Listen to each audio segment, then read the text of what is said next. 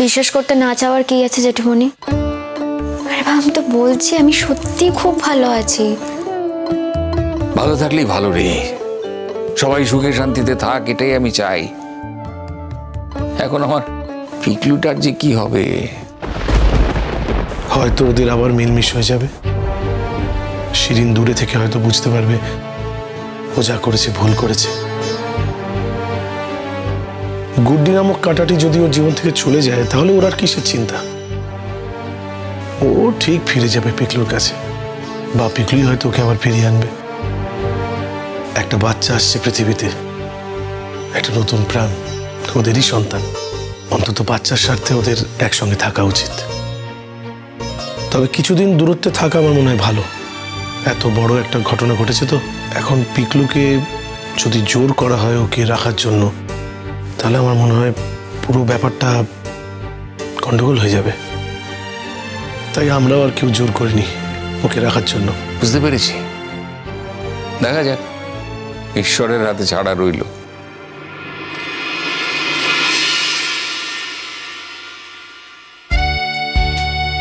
ভালো থাকিস বাবা, খুব ভালো থাকিস। আর গুড্ডি, মাঝে মাঝে আসিস, এই কথাটা তো বলতে পারবো না। এই কথাটা বলতে গেলে খুব অস্বস্তি হয়। তোকে হয়তো আসতে বলবো, ভালো মনে তুই হয়তো আসবি, কিন্তু তারপর এমন সব তাণ্ডব হবে তোকে নিয়ে। তবে শিরিন চলে গেলে, ওর সঙ্গে পিকলুর আর কোনো সম্পর্ক না থাকলে, তখন আর এই সমস্ত কোনো সমস্যা হবে না। আমি আর কোনোদিনও কোনো কিছুর কারণ হয়ে উঠতে চাই না জেঠুমনি। তখন আবার এই ঘটনায় উঠবে যে আমার সঙ্গে আলাদা করে কথা বলবে বলে শিরিন দিদিকে তাড়িয়ে দিয়েছে বাড়ি থেকে। না জেঠুমনি, তার থেকে বরং তোমার যখন আমার সঙ্গে দেখা করতে ইচ্ছে করবে, যখনই আমাকে দেখতে ইচ্ছে করবে, তুমি চলে যাও, একটা ফোন করে দিও, তাহলেই হবে। আর তো কটা দিনই এখানে আছি জেঠুমনি, কদিন পরই ট্রেনিংয়ে চলে যাব, অনেক দূরে চলে যাব। তখন তো চাইলেও আর আমার সঙ্গে দেখা করতে পারবে না। হ্যাঁ, যখন ছুটিতে আসবো তখন দেখা হবে। তাই বলছি জেঠুমনি, প্লিজ এই কটা দিন আমার কাছে যেও। তুমি তো খুব ভালো করে জানো জেঠুমনি, তোমার মধ্যে না আমি আমার বাবুজিকে দেখতে পাই। তুমি আমার কাছে গেলে আমার সত্যি মনে হবে আমার বাবুজি আমার কাছে এসেছে। প্লিজ জেঠুমনি, প্লিজ আমাকে এটুকু থেকে বঞ্চিত করো না। আরে কাঁদছিস কেন বোকার মতো? যা যা, সাবধানে যা। জেঠুমনি,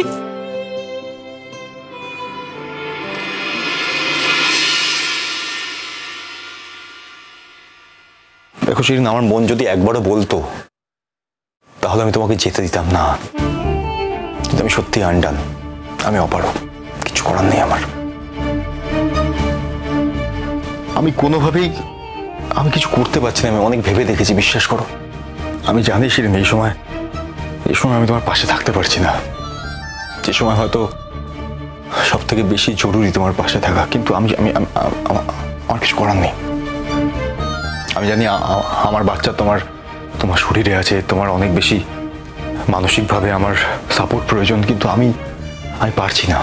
আমি তোমাকে মুখে বলবো যে আমি তোমার সঙ্গে মানসিকভাবে অ্যাটাচড, কিন্তু আদতেও আমি তোমার সঙ্গে মানসিকভাবে আমার কোনো অ্যাটাচমেন্টই নেই।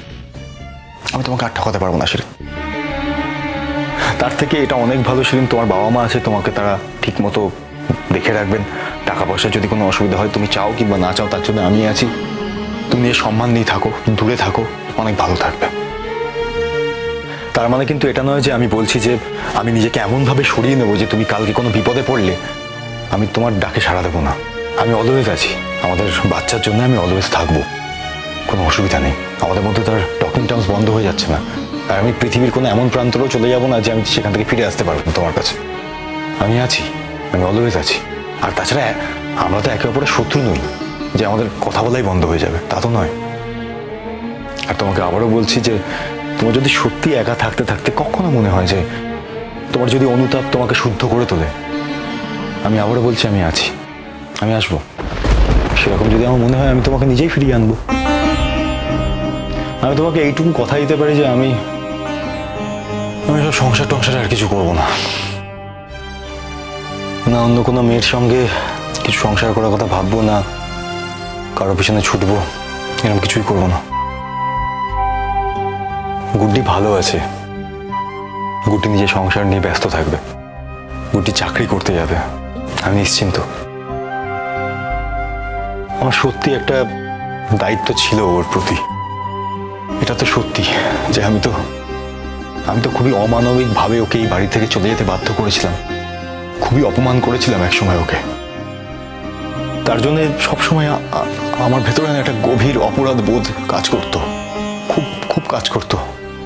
কিন্তু আমি এখন দেখতে পাই যে গুড্ডি নিজেকে সামলে নিয়েছে, গুড্ডি ঠিক আছে, আমি এখন ফ্রি, অনেক ফ্রি।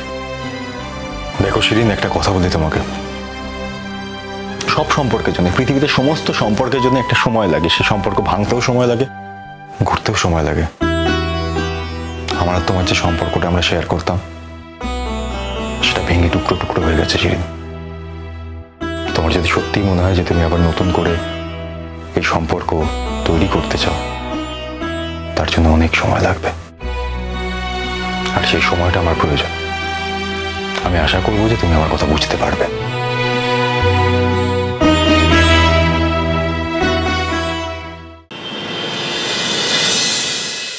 শোনো শিরিন, তুমি যদি আবার ওই বাড়িতে ফিরে যাও না, তাহলে আমি তোমাকে বলে দিচ্ছি আমি কিন্তু আর তোমার পাশে থাকবো না। যাওয়ার প্রশ্ন কোথা থেকে উঠছে মা? একবার যখন এ বাড়িতে চলে এসছে আর তো যাওয়ার প্রশ্ন উঠছে না। কেন? ওদের তো বিশ্বাস নেই, ওদের তো বিশ্বাস নেই না। দুদিন পরে হয়তো পিনাকি তারা চলে এলো, জেঠু চলে এলো, তোমাকে ভুলিয়ে ভালিয়ে ওই বাড়িতে নিয়ে চলে গেল। এর আগে তো দুবার এরকম হয়েছে শিরিন। শোনো, তুমি ওই ছেলেটাকে একটু টাইট দাও তো, টাইট দাও। আর টাইট দেওয়ার কি আছে মা? টাইট দেওয়ার নেই শিরিন? তুমি কনসিভ করেছো, তোমার বেবি হতে চলেছে, তুমি ওকে ডিভোর্স দেবে নাকি? কিছুতেই তুমি ওকে ডিভোর্স দেবে না। ও তো একবারও ডিভোর্স চাইনি। তুমি যে কেন এরকম একটা বোকার মতো কাণ্ড করলে না, আমি সেটাও বুঝতে পারছি না। মা তুমি থামবে প্লিজ, আমার ভালো লাগছে না, বারবার এক কথা বলো না তো, একটু থামো। আচ্ছা বারবার এক কথা কি কেন বলবো না বলো তো শিরিন? আমাকে তো লোকের কাছে জবাবদিহি করতে হয় নাকি? তুমি তুমি বিয়েটা করলে অথচ সংসার করতে পারলে না। এতদিন না হয় ওই মেয়েটা ছিল, একটা সমস্যা ছিল, এখন তুমি বিয়ে হয়ে গেছে, চলে যাচ্ছে, তারপর তুমি সংসারটা করতে পারলে না। আর অনুজের কথা কি বলবো, সাধু পুরুষ হয়েছে না, এখন বেশি সাধুতা দেখাচ্ছে। এতদিন ধরে যে অসাধুতা করে এসেছে সেটাও ভুলে গেছে। হ্যাঁ, ও যা যা করেছে খুব ভালো কাজ করেছে কে? আর তুমি কেনই বা সবকিছু মুখ বুঝে সহ্য করো বলো তো? কেন প্রতিবাদ করো না? হ্যাঁ, তোমার জায়গায় আমি যদি হতাম না শিরিন, দেখতে আমি কি করে এটাকে ফাইট করতাম। তোমার কেন মনে হচ্ছে যে আমি ফাইট করিনি? তুমি না জানে কেন কথা বলছো? কিচ্ছু না জেনে কথা বলছি না শিরিন, আমি তো চোখের সামনে দেখেছি, আমি যা দেখেছি আমি সেটাই বলছি। কি জানো তো, তুমি না ভীষণ বোকা, ভীষণ বোকা একটা মেয়ে। প্রথম থেকে ওই মেয়েটাকে টাইট দেওয়া উচিত ছিল, তখন সেটা না করে নিজের সংসারে ঢুকিয়েছো। খুব ভালো সাজতে গিয়েছিলে, তুমি ভেবেছিলে ওর সঙ্গে ভালো ব্যবহার করে ওকে শুধরে দেবে। কি হলো কি? ও কিন্তু ঠিক ওর যা যা মুনাফা নামার ঠিক নিয়ে বেরিয়ে গেল। ও সব চাই, ওর অনুজকেও চাই, যুধাজিৎকেও চাই। মাঝখান থেকে জিতলো কিন্তু ও। তুমি একই কথা কেন বলে যাচ্ছ বলো তো মা? লড়াই লড়াই, আমি তো কোনো লড়াইতে নামিনি। আর ও কে যে আমি ওর সঙ্গে লড়াইতে নামবো? ওর সাথে আমার লড়াইতে নামার কোনো জায়গাই নেই। আরে বাবা, শেষ পর্যন্ত তো ওর সঙ্গেই লড়াইটা হচ্ছে, হলো তো। আর এই তোমার এক বাবা হয়েছে। এতবার করে বললাম যে ওদের এগেনস্টে কেস করো, কেস করো না।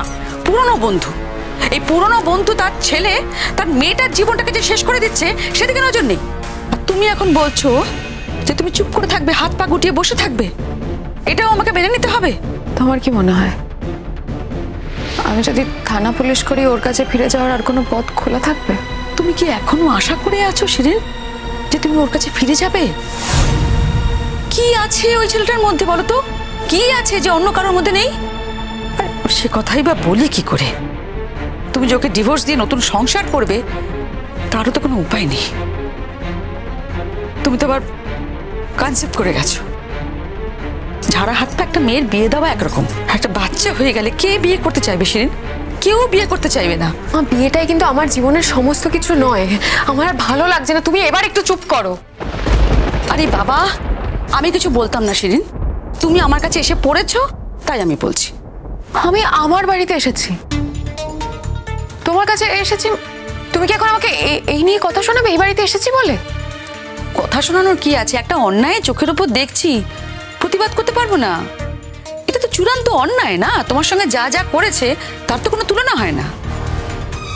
এই অন্যায়কে আমি কিছুতেই অ্যাকসেপ্ট করি না। তুমি যাই বলো না কেন, তোমাকে এইভাবে ছোট করেছে, তোমাকে ওই বাড়ি থেকে চলে আসতে বাধ্য করেছে, সবার সামনে বলেছে তোমার সঙ্গে ও থাকবে না। এত বড় উদ্ধত্ত, এত বড় সাহস ওর হয় কোথা থেকে শিরিন?